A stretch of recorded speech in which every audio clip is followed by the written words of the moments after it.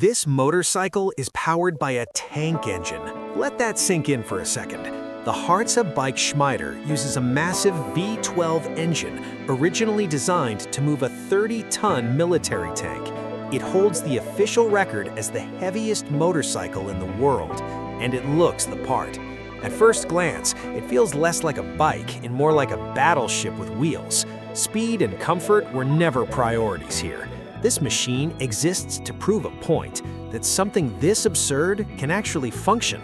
With hundreds of horsepower at its disposal, it's brutally overpowered for anything resembling a road. But that's exactly why it's impressive. It's not elegant, efficient, or practical. It's raw mechanical excess taken to the extreme. Too much or just enough? Follow for more insanity.